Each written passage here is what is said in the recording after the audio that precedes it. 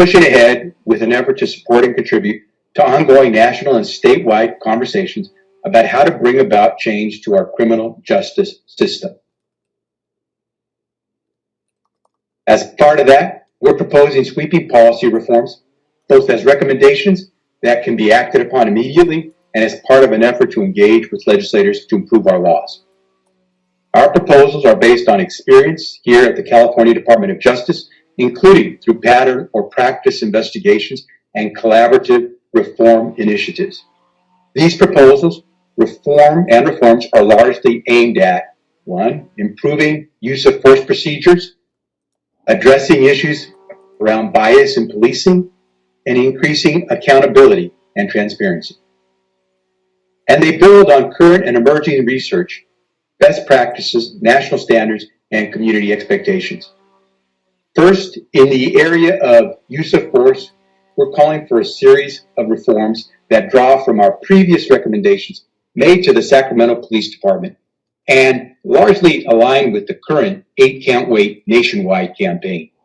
We're urging law enforcement statewide to immediately develop and implement policies as appropriate to require peace officers to intervene to stop excessive or unnecessary force by another officer, to ban chokeholds, carotid, restraints, and any body positioning intended to cut off the flow of oxygen or blood, to require de-escalation when possible before using force, to provide explicit guidance on proportionality, including through the potential adoption of a use of force matrix, to require verbal warning when feasible before using lethal or less lethal force, to prohibit shooting at or from a moving vehicle, providing only for exceptions that require such actions to end an imminent threat to human life, to require that deadly force be used only as a last resort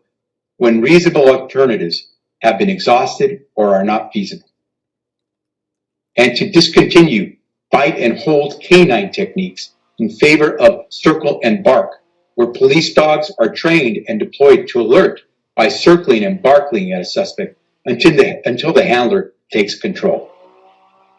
That's not all we're announcing today.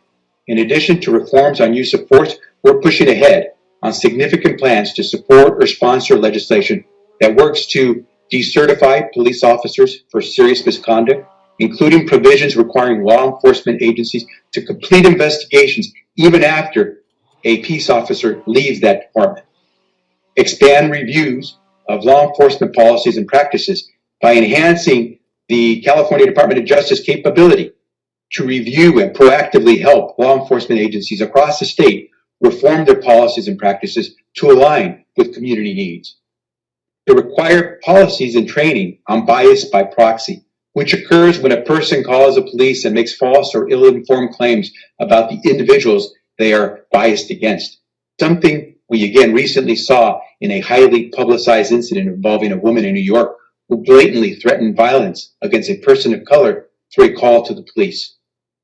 To place clear limits on crowd control techniques during protests or mass gatherings, including restrictions and guidance on the use of rubber bullets, tear gas, pepper spray, and batons. To forbid the use of pepper spray against children in juvenile detention, which can traumatize juveniles and undermine efforts to build trust. And to re-examine the role of police in addressing homelessness and mental health in our communities. There are crises out there, and we want to make sure that we're taking a close look at that, recognizing that a police officer is increasingly called upon these days as a first responder to engage with situations that he or she may not generally be equipped or trained to handle, involving mental health crisis, or referrals for social services. These are serious, real proposals that will help make a difference. Make no mistake, the expectations are high, and we will fight vigorously to meet them. That's why we're urging local authorities across California and our state legislature to work with us in actively engaging in police reform. We cannot afford to ignore the realities faced by Black Americans and people of color in this nation and in our state.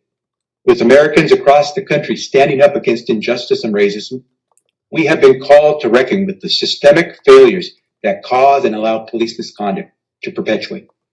Today's announcement is another call for change, building on current and ongoing work being done by the California Department of Justice, including a new reform and review effort to improve and strengthen the policies and practices of the Vallejo Police Department in light of numerous high-profile officer-involved shootings.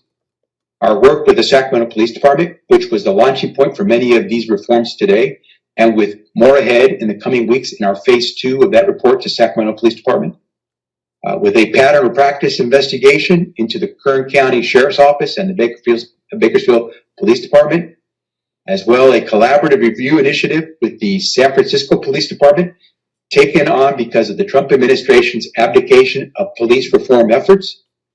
It includes as well a historic desegregation agreement with the Sausalito Marin City School District, an ongoing independent review of the Los Angeles Police Department's records and policies regarding the use of the Cal Gang system, as well as work drafting new regulations to oversee that Cal Gang system statewide.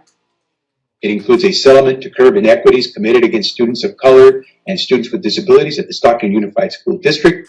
Our work includes launching a unique dashboard on police officer stop data and our regular updates on the open justice system, a data-driven initiative that embraces transparency to strengthen trust, enhance government accountability, and improve public policy in the criminal justice system.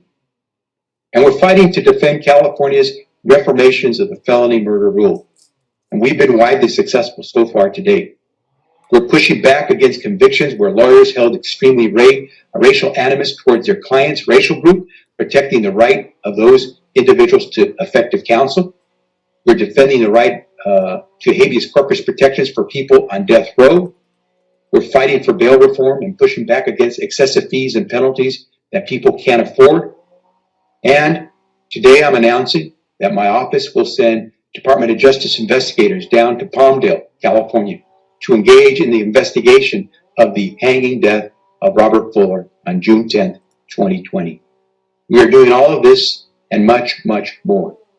We have the experience, and we're going to take these lessons to help build a better criminal justice system for all Californians. At the California Department of Justice, we're committed to listening to the voices of our communities, families, citizens, and colleagues in law enforcement and the legislature, and stepping up and doing our part. We know that nothing can take away the pain our communities carry.